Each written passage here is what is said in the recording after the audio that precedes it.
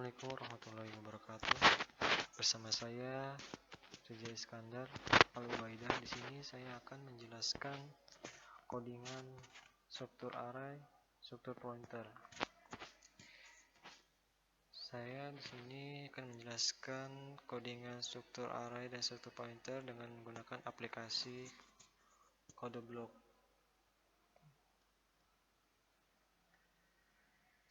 Di sini saya sudah menyediakan codingan CodeBlock, struktur array dan pointer.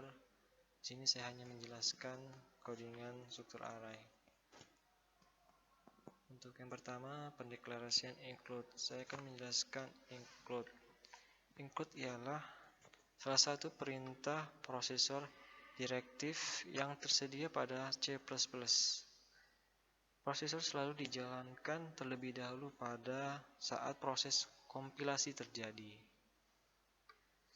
Dan di sini pendeklarasian include ada include extreme. Include extreme ialah diperlukannya pada program yang melibatkan cout. Jadi extreme ini melibatkan cout. Dan cout ini merupakan salah satu objek di program C++ untuk mengarahkan data ke dalam standar output untuk menampilkan di layar. Dan selanjutnya untuk include stdlib adalah diperlukannya program untuk melibatkan sistem CLS. Nah, apa kegunaan sistem CLS? Sistem CLS adalah saat kita menjalankan program runningan, untuk proses penginputannya akan hilang karena adanya sistem CLS. Selanjutnya pendeklarasian include conio. Include conio diperlukan pada program C++ karena berkaitan atau melibatkan get. Get adalah suatu program yang merupakan penutup dari program. Nah, di program ini ada using namespace std. Using namespace std ini adalah penyingkat kata untuk penulisan cout dan cin. Yang ada di sini ada struktur data. Struktur data ini di dalamnya ada variabel dan tipe data. Di sini ada string, nama, dan integer nilai. Di dalam struk data terdapat objek, yaitu mas, dan ini adalah indeksnya. 10 adalah indeksnya. Selanjutnya in main. Integer main adalah suatu program utama. Dan di dalam suatu program utama itu ada menggunakan khusus untuk struktur array menggunakan perulangan for. Nah, di dalam perulangan for di sini untuk mahasiswa sebanyak 3. Maka di dalam runningan banyaknya nama mahasiswa akan mengalami perulangan sebanyak 3 kali.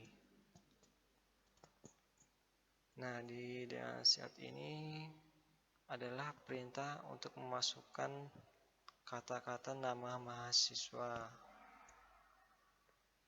Dan for kedua terdapat cout untuk memerintahkan masukkan nilai. Nah, di sini untuk for pertama dan for kedua adalah merupakan bagian dari input. Dan setelah sistem CLS ini terdapat perulangan for juga. For 3 dan for 4 merupakan bagian dari output. Sekarang kita akan mencoba proses runningan. Kita akan mencoba running.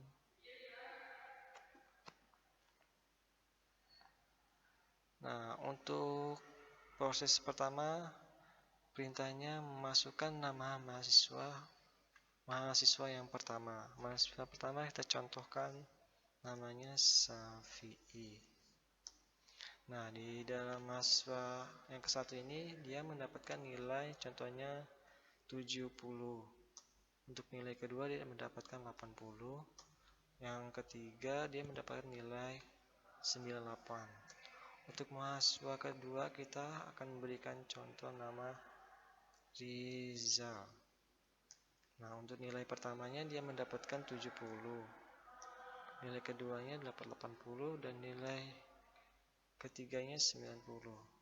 Untuk mahasiswa yang ketiga, kita coba contoh untuk memberikan nama Heri. Nah, dan nilai pertamanya dia mendapatkan 75.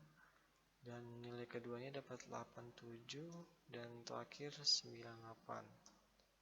Nah, karena tadi menggunakan sistem CLS, maka program penginputannya akan hilang dan yang ditampilkan adalah proses terakhirnya, yaitu proses output. Nah, ini adalah proses output dari program tadi. Nah, di sini sistem pencetakannya, mahasiswa untuk pertama bernama Safi'i, mahasiswa kedua bernama Rizal, dan mahasiswa ketiga yang bernama Heri. Selanjutnya saya akan melanjutkan ke program struktur pointer.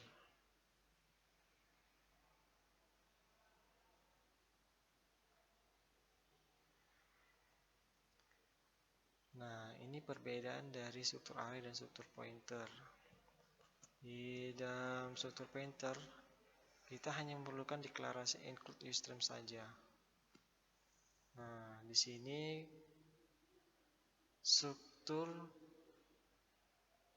untuk struktur pointer di sini kita menggunakan strukturnya ada dua, yaitu struktur tanggal dan struktur data. Untuk struktur tanggal di sini elemen dan variabelnya ada integer tanggal, bulan, dan tahun. Untuk struktur data, elemen dan variabelnya atau tipe datanya adalah char dan nama, dan tipe data struct untuk tanggal lahir. Nah, di sini untuk pointer, bedanya program tadi dan program ini adalah kalau pointer dapat tanda bintang pada objek struktur data. Nah, di sebelahnya ada dapat koma P. Nah, P ini adalah alamat dari mahasiswa MHS. Nah, selanjutnya ada inmain, dan inmainnya adalah inti program. Nah, di sini ada rumusnya, mahasiswa sama dengan Pi. Mahasiswa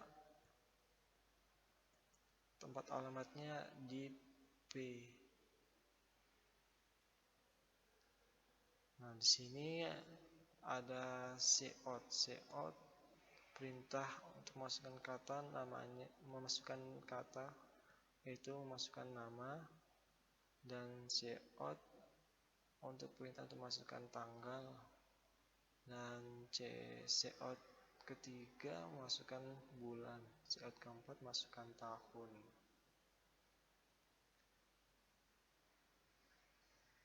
Nah, ini adalah panggilan dari hasil penginputan nama. Sini perumusannya, mahasiswa adalah objek, mahasiswa panah kanan nama, berarti menandakan mahasiswa yang untuk nama, dan yang kedua adalah mahasiswa khusus untuk tanggal lahir.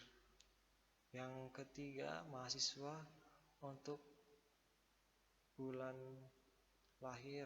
Yang terakhir adalah tahun lahir. Bagian ini adalah merupakan bagian penginputan, dan di bawah program tadi adalah outputnya. Ini hasil cetaknya. Kita akan tes mencoba running. Nah, dan ini adalah langkah pertama memasukkan nama Rizal. Nah, karena tadi di sini tipe datanya adalah integer, maka kita akan masukkan dengan angka, bukan huruf. Kalau kita tipe datanya integer memasukkan huruf, maka program akan berantakan atau kacau. Untuk tanggal kita masukkan 4. Untuk bulannya kita masukkan 11. Untuk tahunnya kita masukkan 1098. Nah, ini adalah hasil output dari penginputan yang di atas ini. Sekian dari penjelasan saya. Salah hilap mohon maaf. Assalamualaikum warahmatullahi wabarakatuh.